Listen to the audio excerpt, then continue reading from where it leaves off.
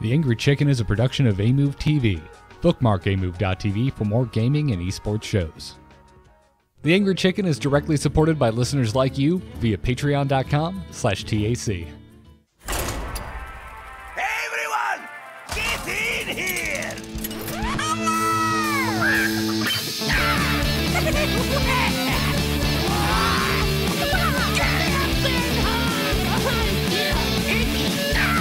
Ready for action! I've got the beast in my sight. A podcast about Hearthstone, Heroes of Warcraft. This is the Angry Chicken.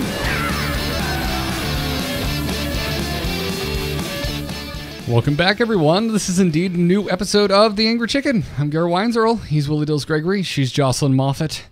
And we have no crazy earth-shattering shakeups in Team 5 to announce this week. A new expansion has not released. We don't have hundreds of cards to review. Guys, are we back to normal? I think so. We're at least back to quiet. We're back to even. Yeah. And odd. Back to even and odd. Nice. Mm-hmm. Nice. Well, we're not highlighting an even or odd deck in strategy today, so that take that as solace, listeners out there. So, some of them aren't so bad. I think there's an even shaman deck that I think is quite cool. And in Wild, there's actually lots and lots of people messing with even and odd decks in pretty fun ways. It is, though, I remember, like, as we were evaluating the cards, thinking, okay, yeah, Paladin, obviously, this makes a lot of sense. Popping out 2 guys is pretty sweet. Being able to make 1 guy for 1 mana. But like it just seems like it's gonna lean itself to aggressive strategies because that's the thing. It's like making hero power. Like there was briefly people messing around with an even warlock trying to get turn 3 mountain giants consistently, but in the end it's just no. If I can just shoot you for 3 or make 2 guys, like that's really just the benefit of this, right? Yeah, like tanking up isn't even that great anymore. Yeah, that never really took off, which was a little bit surprising.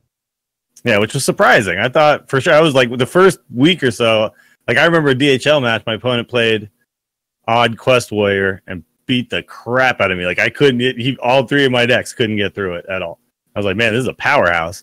But no, still, even Odd Paladin just destroy it, and Warlock obviously. So yeah, I do feel like we're in need of a nerf. There's been some really interesting articles on what things could be changed going forward, and it's like there's 3 problematic cards that I think we all kind of like most people agree on, like Call to Arms being one of them. And once like these types of things are fixed, I really hope that this opens up the meta. I feel like we always kind of have this issue at the very beginning where Blizzard just puts out a bunch of cards but doesn't have the testing capabilities to see what the community is going to see.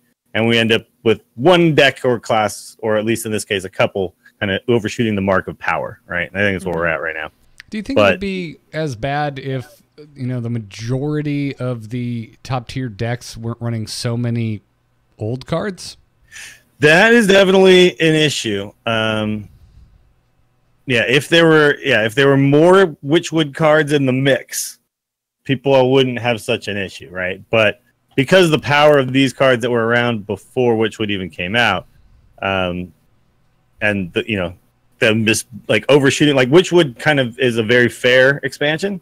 Blizzard seemed to learn a lot, but like we still have to deal with some of these cards where Blizzard wasn't really printing based on fairness. So well, I think this is it's showing the power level of expansions, right? Because the first expansion in the year is going to last the longest, and so they are kind of underpowering the first one and ramping up, but that means that the last expansion of last year, the cards in there are going to be super powerful and the Witchwood cards aren't going to be able to compete. And I think they're still trying to find that balance around like how long an expansion is going to stay in standard and, when it's going to rotate out and how they actually balance those cards to make sure that they're actually competitive right at the start.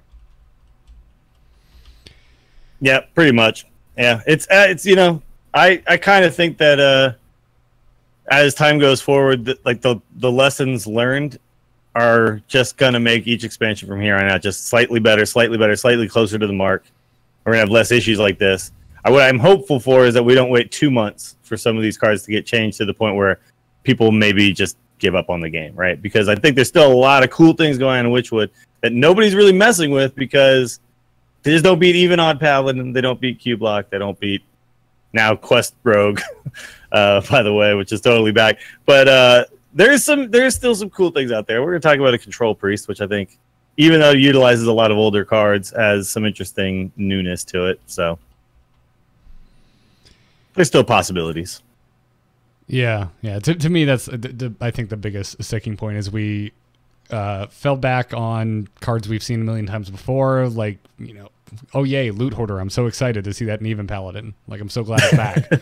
And then some things just haven't left. Like, we're still playing Primordial Drakes. We're still, maybe not Funkelmancer as much. We didn't really find out that card was good until the end of the last expansion. Yeah, until Zoo started coming back. I'll give Funkelmancer a pass. But Tara Creeper, Ironbeak Owl, and Odd Paladin. Like, Odd Paladin is only running one Witchwood card, and it's Baku. Yeah. But even Paladin, like running things like the 2/3 Enrage guy, Amani Berserker, like that kind of stuff is kind of cool. Those cards almost feel new when it comes to competitive constructed play. They're coming back into favor, yeah. Yeah. And for that reason, like I still kind of agree that with some people who have said this, that the classic set still is an overall negative as time goes on. But this rotation period is when you'll see it kind of be at its most positive, right? And so that's I think pretty cool. It's fun to watch these cards cycle back in. Like, it's cool to see people playing Stormwind Champion, things like that, right? Like, that's just so bizarre to see that again, even though, like, that's a card when you start playing Hearthstone, you see that card and you're like, oh man, look at how cool this card is. When you're in the classic sets only and you're brand new. So now it's nice to see, like, okay, if I'm brand new to Hearthstone right now, like, I actually, on one of my free-to-play accounts, built a pretty decent Even Paladin deck because I opened a single Greymane, and the power level of the cards that are in the Even Paladin deck are not actually that good overall, right? It's not a whole bunch of, like, super overpowered cards outside of Call to Arms. I had to have Call to Arms. Luckily, I did. And then I was good the rest of the way. So it's like that kind of stuff is nice. Yeah, I think you hit on some of the winter expansion, Joss. I mean, it's hard to call it a pattern because we've only really had 2 winter expansions within the idea of Standard and Wild, right? But of those 2, I think they both have had a longer lasting effect on the meta than the first expansion of the new Standard year, because I think the same thing was true with Mean Streets. Yeah, definitely. And I feel like right now, like, I know Dill's brought up the nerfs, and I think we've been possibly harping on it a little bit, but right now I think it's kind of a combination of Warlock just being so oppressive, but also then, like, the fact that we are still so new into the rotation that I think we're falling back a little bit on decks that we know, and where there were quite a few decks that didn't necessarily lose much, or at least archetypes. Like, it was really easy to just take out a couple things that rotated and plug in some new stuff or some very, very old stuff. It just, like, this didn't shake things up nearly as much as it possibly could have if this was, like, the second expansion. I don't know. It feels like we're playing it safe right now, and I think the most interesting part of Witchwood is going to come in the next, like, month or so. And even if we don't get nerfs, people just kind of need some time to figure things out and to play around in a way that's, like, meaningful. Because right now, like, you want to ladder up. What are you going to do? Well, Paladin didn't really lose much. There's a lot of valid builds of Paladin. Warlock lost nothing. So, like, you're just going to go play Cube. So I think that there's just, like, not a lot of innovation taking place right now because the stuff that was good still is good. So yeah, that's I think true. Just and give people a little bit of time, and we'll find some cool stuff. And, like, even Paladin, which has changed rather drastically from what it looked like before, it doesn't feel that different. Like, even though if you're fighting against Even, they're missing access to half the cards they were playing before, and vice versa. If you're fighting Odd, it still just feels like, yeah, they're playing a board-centric game, and they're just trying to load up early.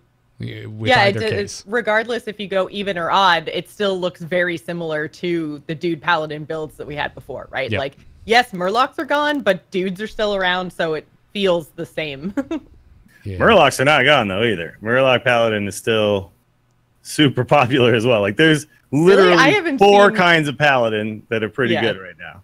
I haven't seen any Murlocs. Everything I've faced has been even or odd. No, it's not as popular for sure, but there's a bunch of people playing it at High Legend still. You're still going to see it in some tournaments and things. Just the power of Murloc War Leader and stuff, and some of the ones like they're the only ones not running even or odd things though. They're running all the. They just are Murlocs, yeah. yeah. So the most. If you look at, I mean, we always reference HS Free Play, but it's the best tool we have, right? Like, it's up there with even and odd on the tier list. But if you look at popularity, it has significantly fewer games played. Yeah. Well, yeah. If you look at win rate, it's still there, but popularity for sure. Yeah, and I think it's because you can't pair the Murloc hero power with the even odd stuff, right? Because the upgraded hero powers very specifically are Justicar. It's not like you can get the cheaper. Well, you lost Murloc the version, 1/3 that gives you the Murloc hero power as well. Oh, right. Yeah. So I'm looking actually at just the Witchwood, just since the Witchwood, all ranks. And it actually is, there's two versions of Odd Paladin as the most popular, and then it's Murloc Paladin before you see an Even Paladin, which I think is crazy, because Even Paladin definitely has a higher win rate. But yeah, it's funny. It's not that different than what it used to be, other than now it just doesn't have the double or the 4 1-drops it lost. So it's just like, well, but we still have Lost in the Jungle and Righteous Protector, so we're good. And they get to, they still have Gentle Megasaur. They got Fungal Mancer in there. They got a Vine Cleaver. It's just become a little bit more. There's a little bit more non-Murloc going on, but just a few of those synergies is enough to make it still work. And obviously, just Call to Arms. Yeah, I was just about to say, I'm like, Call to Arms, man. As long as Call to Arms is in this game and low-cost minions aren't complete trash, that card's going to be pretty nasty. Yeah. So there's an interesting talk about how to nerf Call to Arms if they were to, and I think that's really interesting is to make it just cost 5, because Odd Paladin would then only be able to recruit 1-drops with it, because they can't run 2-drops, right? Even Paladin wouldn't be able to run it at all. And so I think what you'd see is a lot more people moving away from just odd Even Paladin, just because they're going to try to make Call to Arms still work, because even at 5, I think it's actually a pretty solid card. So still decent, yeah. I'd still pay You're still getting for a discount on 2-drops. Still getting and that's kind of what Hearthstone has become about, right? Is getting a discount on the power level that you're putting onto the board. Yeah. We've been surprisingly quiet about Locke, other than Joss making the apt point of they lost nothing. In fact, they gained things. But I think it was they last lost week. Mistress of Mixtures. Oh, look out! Oh man. Yeah. Dead deck. Blow. Dead archetype. Now they can only heal for like 48 instead of 52. Damn. I've officially hit it, guys. I officially am at the point where it has gone too long. They need to do something about Void Lord. I'm done. It's bad. It's sick of it. The problem is that it's even though it's not the most popular deck, because Paladin just is right now, it's still, I think, the most meta-defining deck. Right? Paladin isn't the one that brought Quest Rogue back. That's Cube Warlock. Like Paladin isn't the one that's bringing back these control priests that try to just burn you out with with Mind Blast and stuff. That's Q-Block. Q-Block is still just the defining thing. Yeah. It doesn't have the highest win rate, but but you're right about it being totally meta-defining, and it's not even that it's meta-defining on the ladder, it's meta-defining in our tournaments too. So it's like, if you watched HCT Taipei, it was boring. It looked the same. Like, we had a whole rotation and there was like hardly any changes, and it's because Q-Block is a thing. Like, just get rid of it already. Yeah, that's Shutterwalk at this point. That's kind of how I'm feeling. Like, Joss, you were saying, like, you think that changes will still come even without nerfs. I am in the camp of they need to do something. Like, we need the hand of Team 5 to come in and prune a little bit more. Because I don't. Yeah, basically, like my comment there was just like, we can't be the only ones that are so tired of Q-Block. Like, no. Pro players have got to be trying to innovate and finding a way around it to just not have to play it anymore, right? Like, if we're this tired of it, like, pro players have got to be just as tired of it and trying to find workarounds. So yeah, I don't know if they exist, played. but and I'm tired of, like, I really feel like I've played so little Hearthstone because it landed right around working a bunch and then this trip to Vegas and things like that. I haven't played as much Witchwood as I'd like. But every time I dip my toes in and I just see that Warlock thing pop up, I'm like, please be Zoo, and then no, not Zoo. Tap, tap, mountain giant. Never mind. Yeah. Yeah. Tap, tap, concede. Yeah. I just don't even let it get to turn 5 anymore. I'm like, nope. I'm done. Again, I have had a stellar win rate against the deck for 2 months now. I'm just bored. Is all. Like, please, let's shake it up a little bit. And the same is true for Paladin and everything else. And I will admit Paladin bias because I play it. But yeah, that is the one that for me I am just exhausted. Is all it really comes down to. God, I don't even read Kotaku that much anymore. That was like my gaming website of choice back in college, and I was just perusing it the other day, and they have a headline, like they have a whole op-ed on Voidlord needing to go, and I'm just like, my God, it has spread to Kotaku. They do Taco Bell reviews now, for crying out loud, and even they know Voidlord's ridiculous. But, yeah, so that, I was anxious to hear if anyone had slightly differing opinions, but doesn't sound like it. Doesn't sound like it. Well, let's just move on then. Let's get into this week's Hearthstone news. Good news, everyone! The big thing this week is that Monster Hunt is out. There's 40 bosses. There's 4 heroes, unique heroes, as a matter of fact. So get in there and try it. I, like Dills, was traveling this past weekend, so I didn't really get a chance to play much of it. I've just dipped my toe in today. And my first thought is, my God, they hit a lot of awesome art behind this mode. There's a lot of unique card art in Monster Hunt. A lot of the stuff that was used for promo images that after the fact, after all the cards had been shown, I was thinking to myself, hey, where's that cool bulldog? And, what about this other dude? I don't know, there was a couple Murloc things that also popped up in there. And it turns out it was all Monster Hunt art. I definitely think it's an improvement on dungeon runs because only 4 classes, they're unique classes.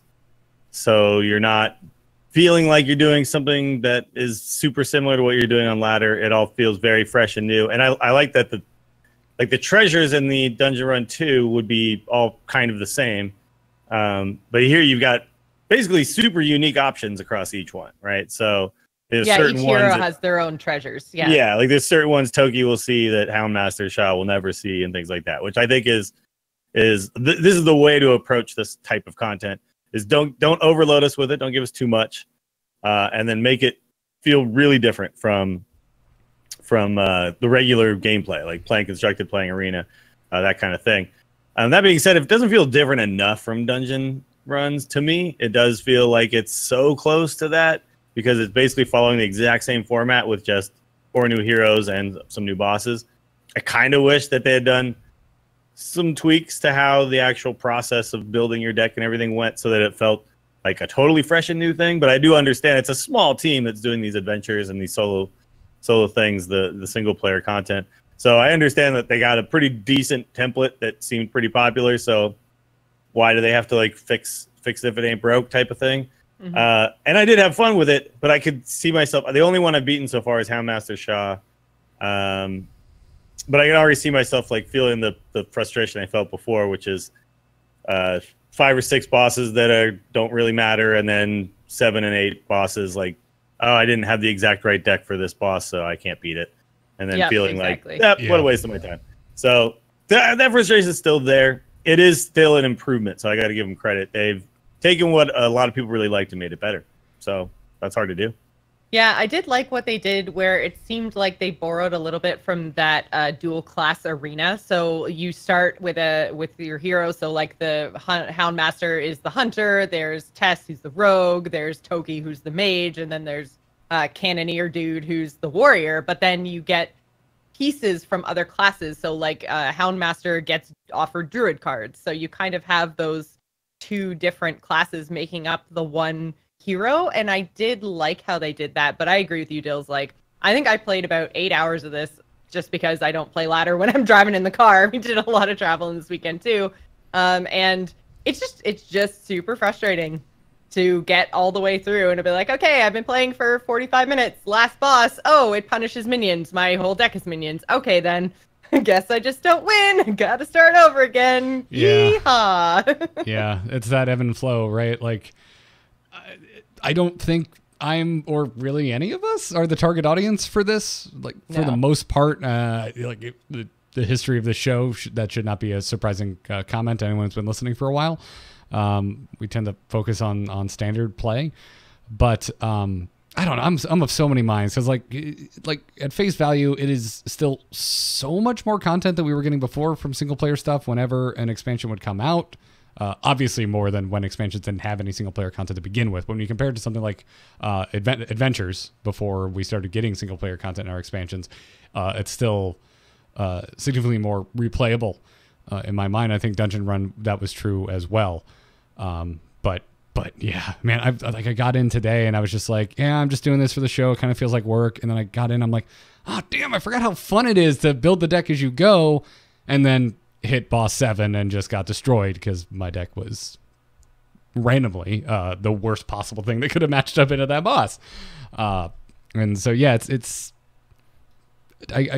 takes a certain type of player. I think I'm not necessarily sure that I am that player. I still did enjoy what I played of it. My deepest belief with it is it really needs to be playable offline. I think I would play a lot more of it because I agree. Yeah. Like, and I may not be the target audience, and I think that's fair. We hear from players all the time that love this mode, so clearly they're reaching an audience. That being said, like, because of the type of player that I am, if I have access to the internet and I'm going to play Hearthstone, I'm going to probably ladder, or I'm going to play Arena. I'm significantly more pulled in that direction.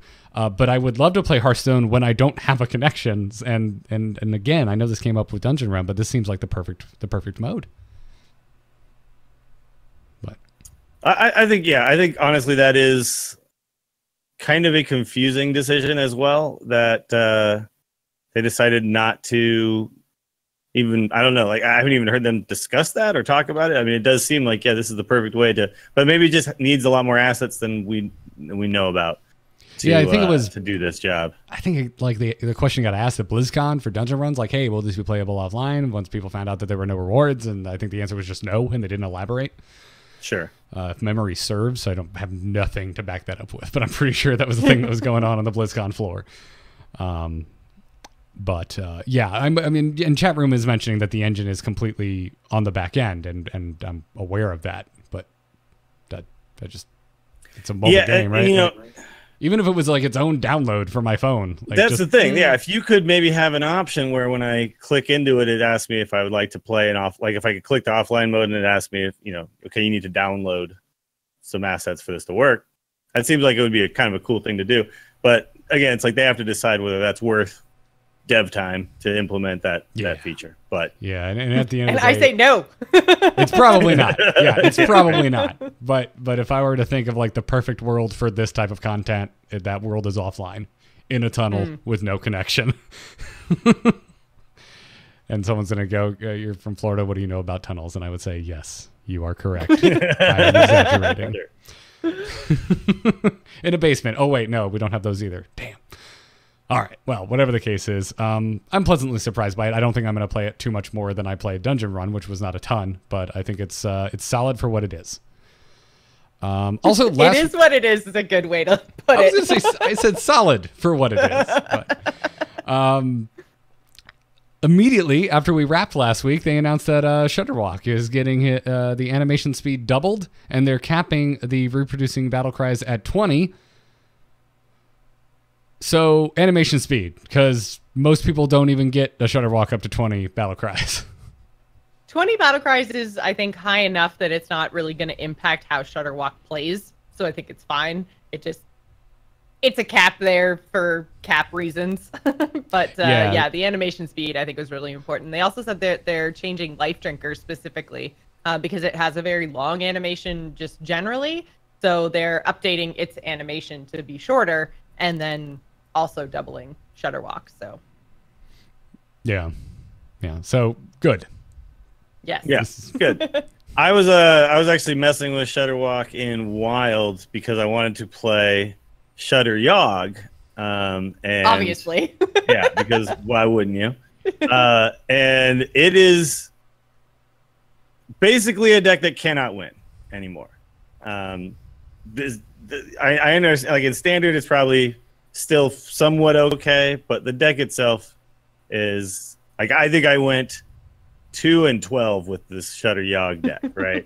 And I was basically running like the OTK combo plus Yogg, and plus like Healbot or something like that. Which just adding that in makes it so if I don't actually get the OTK type thing, I at least basically heal up to full, and it still couldn't do anything, right? Couldn't compete at all. So yeah, the nerf to it doesn't matter, man. It's not a deck that's going to see play. Maybe the thing is that maybe next expansion or a year from now, it's a card that could always potentially come back, a card that could always potentially be an issue.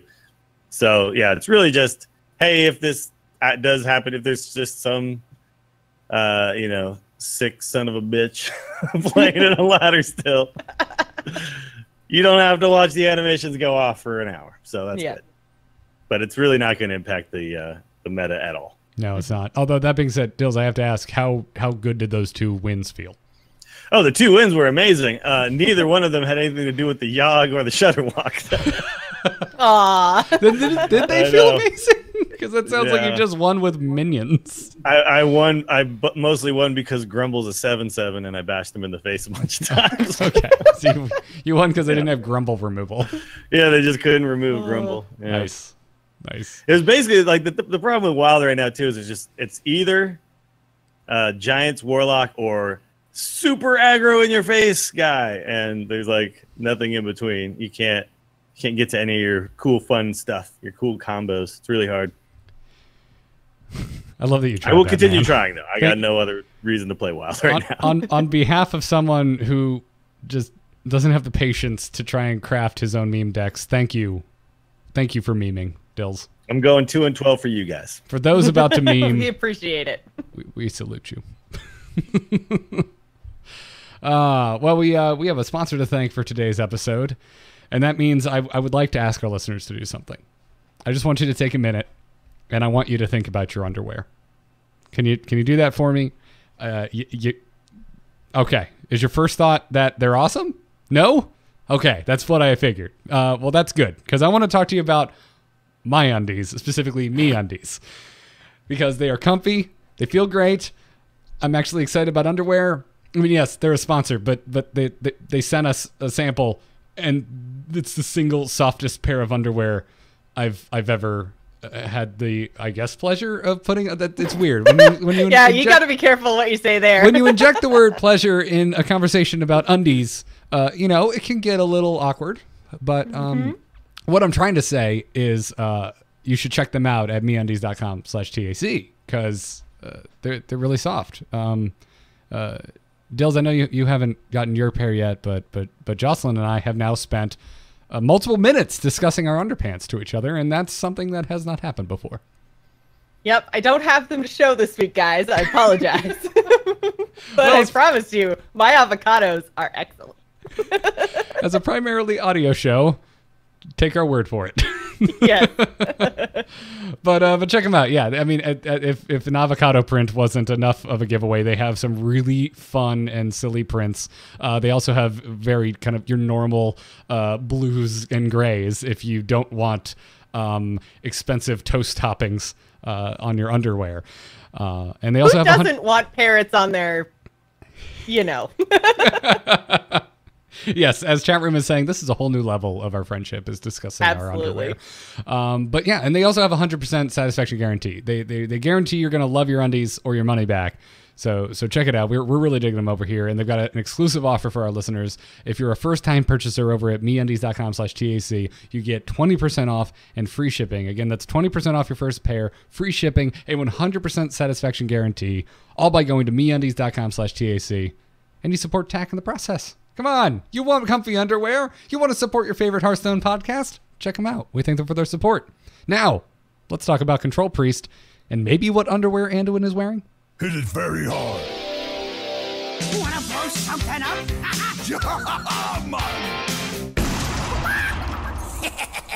Time to pay. Or Tyrande, no discrimination here. If Heroes of the Storm is to be believed, I guess like booty shorts. Yeah, I don't even think that Tyrande actually wears underwear in Heroes of the Storm, to be honest. There's a whole lot of side butt going on. There's a whole lot of side everything going on with Tyrande. Her Heroes version is a lot more scantily clad than any version that's ever popped up in World of Warcraft. But whatever the case is, yeah, we're here to talk about Control Priest because we refuse to do an even or an odd Paladin deck. It's not going to happen. You probably know how to play them by now. But make dudes. I don't know. Maybe talk to us in 4 weeks if they don't nerf something and the meta isn't shaken up. Maybe we'll just be like, all right, we're going to talk about even Paladin. I have a feeling at some point it's just gonna have to happen. It's gonna run out of deck. We'll take the angle of how to beat it. That's what we'll do. Sure. There you go. That's what we'll do. That's how we'll figure it out. But this is one of my favorite decks right now. And like again, not running that many new cards. But it's running enough cards that I haven't played with in long enough that it feels new to me. But I think the biggest just like sweeping change that we see here is the fact that you've got Scale Worm and Divine Hymn. I think those two cards, Scale Worm actually ended up being way better than I think any of us predicted. Yeah, you last week when we were asked what cards kind of surprised us, I believe Scale Worm was your answer. Yeah, Scale Worm was at the top of my list for sure. I mean, it was it looked awful, in comparison to what we kind of think of as a good card, but it just fits. It fits a need, right? And it doesn't necessarily do it the best, but it fits a need, and it lives in a world where Tar Creeper is a super popular card, and it matches up really well where it gets that +1 attack, so it actually kills Tar Creepers and stays on the board. So yeah, have we really taken a moment just to bask in the awesomeness that is Rush? Because I don't think I expected Rush to feel as awesome as it does now that it's live in the game. It feels like a complete game changer, and before I was just like, yeah, it's like Charge, but they can actually make cards that have this keyword on it. It's weird. I haven't played a lot of Rush Warrior, so I don't really know how to feel. I mean, it's good, yeah, but I haven't fully felt the power of it yet, I guess. Yeah, I like Rush because of the design space. It allows them to do cool things and make minions that are a little bit better statted without ever worrying about them being used in a totally rush your face down way. So I think that it's a very healthy keyword for the game overall. And even though right now it doesn't seem like Rush Warrior is powerful enough to compete, I think it's still healthy for the game that this keyword exists. And I hope that they use it going forward. I think this will continue to exist to a la Discover, because I hope so. It's just a great way to design cards that impact the board without allowing for crazy OTKs to become a thing. Yeah.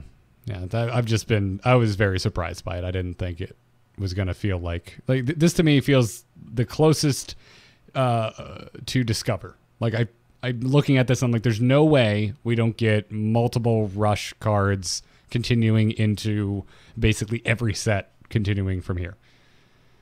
That's what I assume is going to happen, because it is. And also, yeah, a card like Scale Worm is a great way to implement it as well. It's like you don't make the card like on its face without its enabler, it is not an OP card. With its enabler, it becomes a decent card, not a crazy card that flips the entire game state around. And this is kind of what they've learned from, I think, the things like the Galaka Crawlers of the world, where it's really dumb that when it actually has its ability go off, it just completely changes the outlook of the game. And it kind of depends on if you draw it or not, right? Or Keleseth or Patches or any of these cards that have ended up defining how people build decks. The odd even thing is, I think, a better way of handling it as well. So I think they've made a lot of really positive move towards good design, solid design without it being game breaking. But we still have some of that game breaking stuff around. So that's why we're seeing a little bit of the staleness. But this deck seems to also have good matchups against some of those decks that are problematic. So yeah, it's gonna be a thing as long as it has that, right? Yeah, I want to like if you know nothing about Control Priest, just wrap your head around this for a moment. All right, so I'll start with what it's bad against, because it's a much shorter list than what it's good against, and it's Spiteful Druid, Taunt Druid, and Quest Rogue. If I just told you, hey, there's a deck... super popular. They don't make up 45-50% of the metagame or whatever it is. Like, exactly. So like, I feel like if someone came to me and said, hey, I've got a deck that is really only unfavored against 3 of the popular archetypes, I feel like, yeah, okay, show me this deck, give me this list, what is it?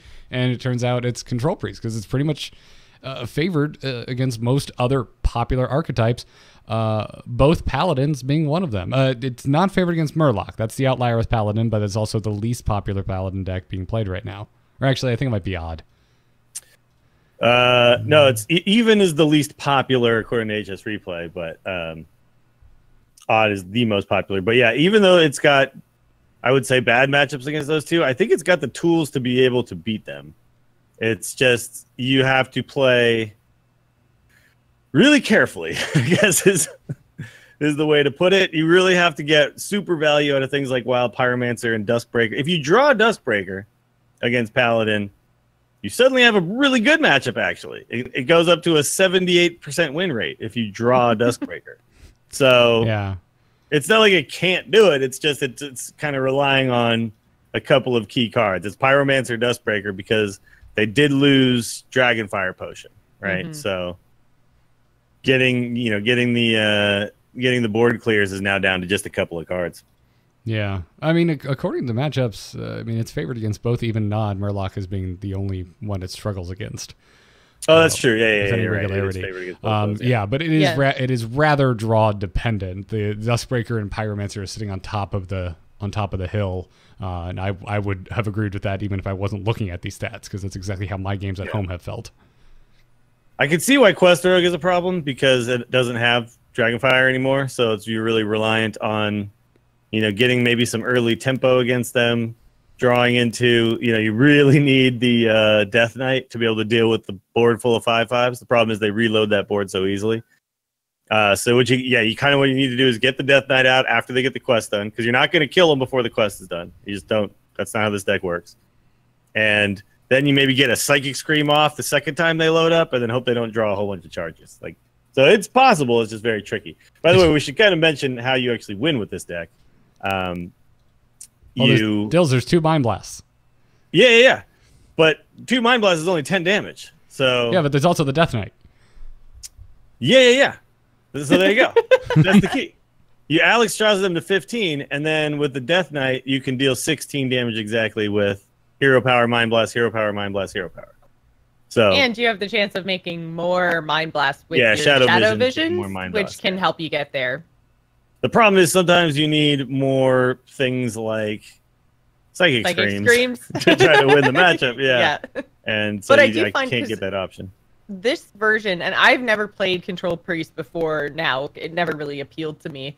It is a pretty tricky deck to highlight or to pilot if you're not used to playing this style. But yeah, since it actually runs 2 Psychic Screams, which before the rotation priests were generally running 1, I find I have a little bit more flexibility with my Shadow Visions, because I'm not just thinking okay, I have to choose Psychic Scream, otherwise I'm not going to be able to clear the board enough. With 2 natural copies, I felt like I basically always had a Psychic Scream when I needed it. Yeah, that's a good point. I typically with this deck just hold on to my Shadow Visions until I am in a problematic scenario that I do not have an answer to, and then I'm like, all right, Shadow Visions, I hope I find the thing I know I need. It depends, because there's a lot of good things I can get with it. So if I can get a Pyromancer, Shadow Visions, Divine Hymn thing with the Cleric out and draw multiple cards, I will go for that. Power Word Shield isn't a bad pick in that scenario as well. Sure. It helps keep your Pyromancer on the board. I've certainly done that. Yeah, exactly. So it's one of those things where that's such a useful tool. It is ideal to try to save it for a moment when you can really utilize it, though, for sure. Yeah. You don't want to just on 2 when the opponent's board is clear, just Shadow Visions just to be like, okay, I guess I'll pick up an extra Mind Blast right now. It's not going to be very helpful to you. Yeah, but overall, I am liking it. I have not played Control in a while, and if you have been listening to this show since the very early days, that's probably surprising, because all I wanted to do was play Control. I tend towards tempo decks. I've always just liked the way that they played. It really fits with, I think it's just like the way I came up in Hearthstone. Like those are the most intuitive decks to someone who's not used to a card game.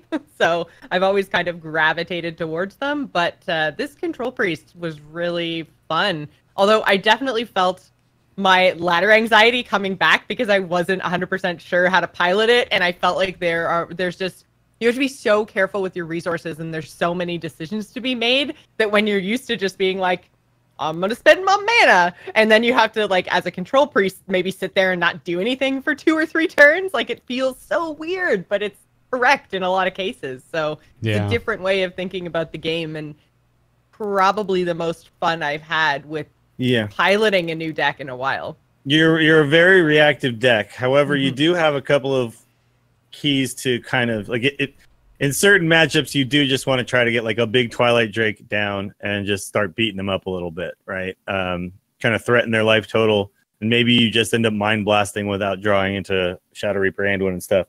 But it's funny because Shadow Reaper Anduin without Raza, you know, I think we've been kind of trained to think of Raza as like the end all be all of this, you know, this card, right? Without it, this card sucks. But man, once you get Shadow Reaper Anduin down, you just control the board so easily. Just pinging things down for 2, even though they cost 2, it's fair. It's very effective. You suddenly just have the best control hero power in the game still. So, yeah, and there were some times where I'd be sitting there thinking like, okay, he's got like 4 or 5 things on board. Should I just scream this away? And then I'm like, hang on a second. If I just like hero power, Duskbreaker, hero power, I clear the board. That's probably better than giving him all his stuff back.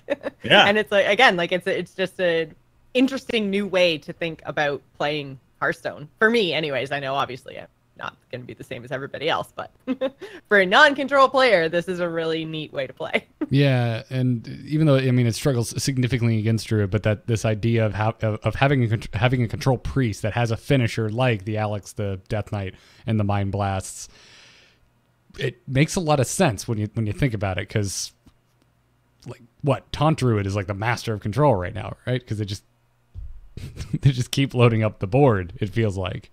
So this one, like this deck probably doesn't win in a lot of fatigue situations, even in a post-Jade world, but it doesn't need to because it has a finisher. Sure.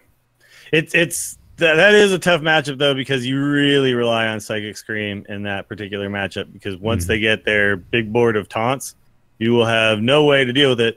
And the other issue that I have with Druid is they gain so much damn armor that 16 damage is not enough. Yeah, nope. No, it is not. That's the issue. I think that's exactly why they have such a low win rate against two types of druids that are out there right now. But I think that's okay though, because they do so well against so many other decks, particularly warlocks. Like anything that's going to do well against warlock, I'm totally happy with. Sure. Kill me with every other deck as long as I can kill warlocks. Yep. Yeah, absolutely. And that's what you need, right? Like unless Hearthstone gets to a point, like the Hearthstone ladder gets to a point where Druid is like 50% of the decks you're running up against, which would then be a whole new issue for Hearthstone in general, and Team 5 would most likely step in and do something about it. Having this many favored matchups is really all you're looking for if you want to climb. Yep. Yeah, you're never going to have good matchups against every deck. And this is one thing, like I always see people when I'm streaming, they'll say, you know, I found, like I'll lose to an unfavored matchup. They'll be like, well, I found if you put this card in, it helps that matchup. And the problem with that is, but then it makes me weaker against the matchups that I'm trying to beat. And I don't necessarily want to give myself a 2% better chance to beat a bad matchup, which I'm still going to have a bad matchup in, to then like lose like 5% or 6% edge against the matchups I already have the good matchup against, because I end up kind of net swinging the wrong direction, right? Yeah, so you have to kind of decide, look, I'm targeting the percentage of the meta that you know I think is going to be the highest. That's what you kind of have to think about if you're really trying to climb for real. Yeah, and that you could tie that into the email question we answered last week that was asking you, Dills, about, you know, when do you tech your deck, and that's something you need to consider heavily if you're going to take a card out and put another card in. Is yes, it helps me against this one matchup, but what does it do to the other matchups that are And popular. if you're only seeing one unfavored matchup, or like you're seeing a lot of one specific deck, then that's the time when you maybe don't tech your deck that has the unfavored matchup. You just start playing something else that has a favored matchup against what you're seeing. So you leave your deck alone, just swap to something else in order to get through that section of the meta. Yep. Exactly. Of course, if you're like me, you switch and then you never see the deck you were trying to counter again. Obviously, that's totally how it works. That's exactly how it works. There's someone, it can't be Ben Broad anymore, but there's someone over at Team 5 that has a button that just says, screw Garrett over. Did he switch decks? Hits his button. No more Q block for you, even though that's what you're trying to counter. You'll never see one again. But anyways, if you're wondering the deck list that we're showing on the video, it's currently just the top most played control priest deck on HS Replay. And Dills, I believe you and I are both playing this exact deck. I think I did take out one of the weapon hate cards, but I'm not 100% sure. And I actually think, though, that I don't necessarily agree with taking it out anymore. I think it was actually a decision that I made at the time based on there being a little bit less of the paladins at the moment I was playing it, but now both paladins are heavily relying on some weapons, right? And then obviously the warlock weapon, when it comes out, it is a kind of a game-ending card for you. So I'm trying to figure out. I think I took out in my version. I'd taken out the ooze, kept in the Jones. Oh, and I see what I did. I put in Elise the Trailblazer, and I put in Chameleos because I just wanted to play with Chameleos. Yeah.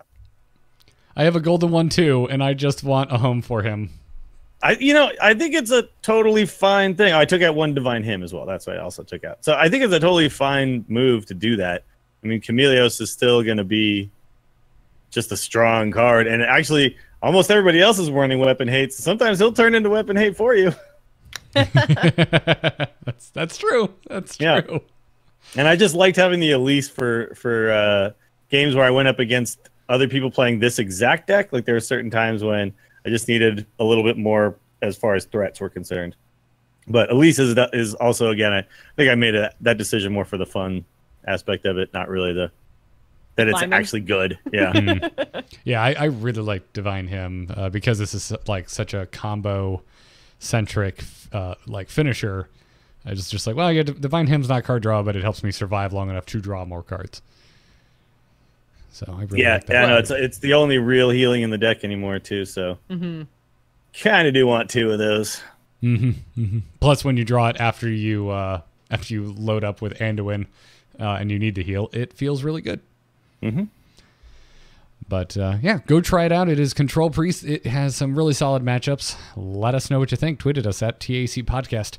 Now let's crack open the inbox and start things off with a crazy game story. Is the whole world gone crazy? You're in trouble now. You got it!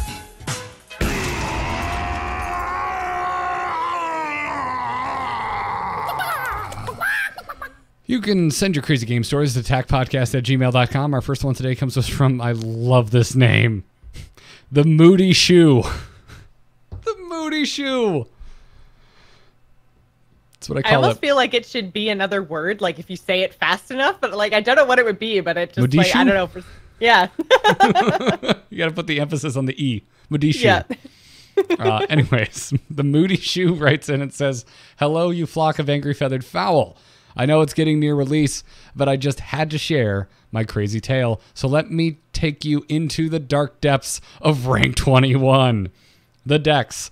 My fully formed Togwaggle Warrior. My pride and joy. Perhaps my favorite deck ever made. Versus. Oh, I'm sorry. I should have been doing this in the Innkeeper voice. But so my fully formed Togwaggle Warrior. Versus some guy's probably homebrewed elemental mage running Sindragosa. And that's the end of that voice because it hurts. It was a hard-fought opener. Elementals and spells flying towards my face, and I was desperately throwing counter and board clear after counter and board clear, fiercely digging through my deck to find my combo pieces. Skulking Geist, Dead Man's Hand, and the King himself found their way to my hand pretty quickly, but I couldn't find the last piece. Turn after turn, I dug and countered my opponent until I finally found it. Explore Ungoro. Oh my god, dude. The combo landed on turn 13, and it was a slog the whole way from there. Over the next few turns, my opponent gained 35 armor, more than my 26 at the time. It was looking bleak. My opponent was holding 4 cards since the middle of the game, and I was sure it was a volley of fireballs and other spells preparing my doom once he switched decks back and sent the game into fatigue. But off my final Explore Ungoro draws before the swap, hope. A second copy of Dead Man's Hand. He swaps the deck back, unaware of what fate he is about to befall. Skulking Geist comes down and sends him to fatigue while I sit pretty on 12 cards. 2 of them being Dead Man's Hand. A volley of spells and 9 long ping and pass burn the rope turns later. My opponent finally conceded, still above 30 health, but without a single way to kill me. I did it. After 29 turns in the pit, I won a game in fatigue with my Togwaggle Warrior. Holy hell.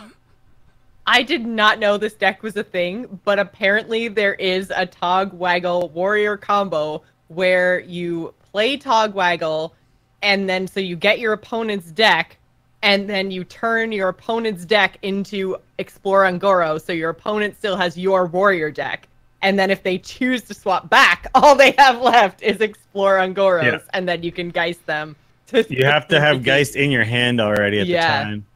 But yeah, it's 10 mana to do Togwaggle plus Explore.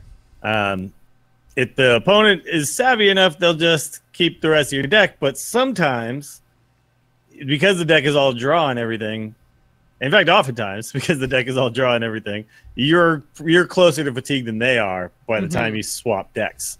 So a lot of times people will just swap back because they basically just hope that you don't have the Skulking Geist, right? But it's a pretty cool and fun little way to abuse that card.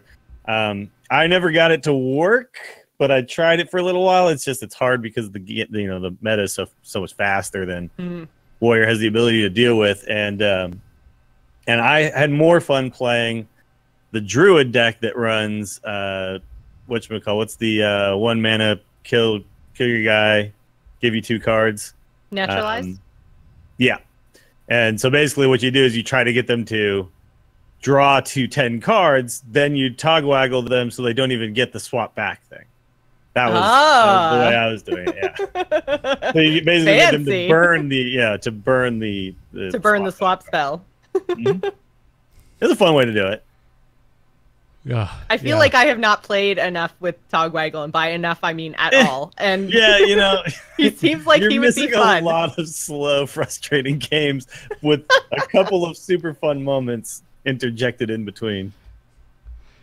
Yeah, it doesn't sound like it's for me, but I'm glad it's for somebody and that they shared the story with us. Keep them coming, tagpodcast@gmail.com. See, these decks are really built for okay, I have a meme deck, you have a meme deck, let's play each other, that kind of thing. Friendly challenges, go into your local fireside gathering, that kind of thing. Be a hero and load up on a bunch of them, and then you can trade decks, and they can take their pick from your memeage. Although you'll have to have them also make some meme decks so that it's a meme matchup. But I like Meme Swap. Let's make Meme Swap a new fireside event. Can we do that?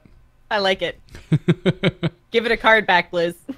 Then there should be votes or something. Like you give out prizes to everyone votes on the best meme deck and you give out a prize. That'd be fun. I haven't been to a fireside in a while. I miss it.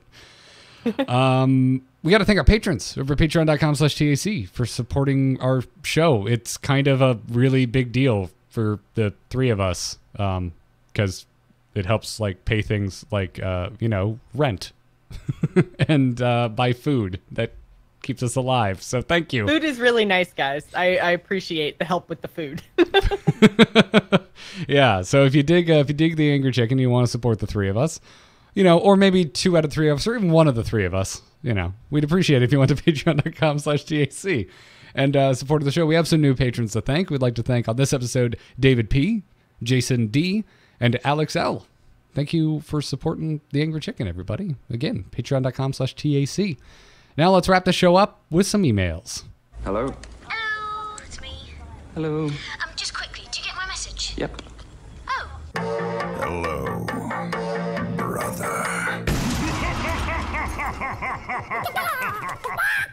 Yes, chat room, the Patreon also supplies us with things like fancy razors and ridiculous printed underpants. You know, once we're done with our samples and restock. Send your emails to tacpodcast@gmail.com. Joseph starts us off this week and says, I was playing with Shaw and was really enjoying the card Surly Mob. It's a 2-mana cost spell that reads destroy a random enemy minion, upgrade this, and shuffle it into your deck. The upgraded copy is the same cost but destroys 2 enemy minions. The final form of the card silences, then destroys all enemy minions. I would love that kind of card as it's constructed. I know it would be broken, but I also thought it would be crazy if they had planned that ahead of time and released additional cards after the main set. Kind of interesting. Oh yeah, that would be totally bonkers. But I feel like there's a certain amount of mana for, like, I'm going to focus just on the end of that card, which is it would be very cool to have a silence then destroy card. It built into one. It's similar to Spellstones. It's not, you know, hugely different other than the fact that, yeah, it shuffles back in your deck. You have to redraw it. Yeah, so you play it and then goes back in the deck, yeah. If it upgrades and upgrades its cost to an amount that makes sense, I could totally see this being a mechanic that they actually use in the game. But yeah, the way that they've got it in there is kind of, these cards are all OP as hell, and you need them to be because these are the treasure cards, right? Yeah, this is the treasure card, yeah. It's basically Forgotten Torch in the way that it works, right? Like you deal 3 damage or something. Yeah, similar, it's a similar idea as well. The only, I guess Forgotten Torch didn't cost more, though, when you redrew the Roaring Torch, right? Right. It was still 3 mana, but dealt double the damage. Yeah, I mean, I think the way that, because we've gotten a few emails kind of along these lines, right? Of oh man, wouldn't it be cool if some of these cards were in the game? And at the end of the day, they're just too damn powerful, right? Like this card unchanged is too strong for standard play, but some of the concepts of it could very well find their way into the game, or in the case of, you know, this card, you know, of say we're just talking about the concept of play a spell, do a thing, upgrade it, shuffle it back into your deck, and you have to draw into it to play the upgraded version. We've had Forgotten Torch. I can't think of other cards we've had that are like that necessarily. But it's if it was something new, this could be something we could see down the road, right? We saw a Discover-like mechanic in a Brawl before Discover came out. Yeah. Jade Idol is a little bit along those lines, I guess. You know, shuffles more Jade Idols, and every time you play them, they're stronger each time. I mean, it's not like a totally foreign concept to Hearthstone, but yeah, it's also not necessarily. It's not a super common thing for Hearthstone to do right now, and I do think though that some of these things are totally workable. Like there was some ideas in those cards that felt very Death Knighty to me, right? Like things like give all your minions +2 health for the rest of the games and things like that. Like it kind of feels like, okay, I've added an aura effect now to everything that happens from here on out in the game. Kind of Death Knighty, but without doing Death Knight cards, we could definitely do like aura cards in the future that aren't necessarily, you know, a portal type thing, you know, a permanent on the board that doesn't interact. You could just have it just be an effect that just exists now from here on out in the game. I think that'd be kind of cool too. I'd like to see them experiment with a lot more type of cards, and some of those, maybe they're playtesting some ideas and things with these. They're kind of seeing how well they actually work, even though that situation is totally different than constructed. If you tame it just a little bit, I think it can fit. Mm-hmm. That's kind of you're talking about like the permanent aura treasures in like Crystal Core for Rogue, right? That's just a permanent aura that exists once you play that. Yeah, I was going to say kind of like the way that Gen and Baku work, right? Like, sure, technically they're tied to minions, but it's a card that you put in your deck that does something at the start of the game that then impacts how your game works. And you. But even the minions never drawn or never played, like it just is there now. It just is the thing, yeah. Yeah, I'm sorry. I'm still thinking. Chat room mentioned Earthshock. I mean, that's a silence then damage, right? But that's it, right? Are there any others that silence then does a thing? Because that's cool. Silence is a cool thing to layer onto a card effect. So this effect definitely exists in Eternal for sure. I know there's some cards that say like silence this minion then, but in Eternal it matters a lot more because minions can come back out of your graveyard with whatever text has been maybe added to them, with buffs that have been added. Like, they don't lose things when they move zones, right? So it matters a lot more there. Silencing, then killing, it only really matters as far as like death rattles are concerned, right? Yeah. So it wouldn't have as much of an application, I don't think. No, I agree, but I'd still like to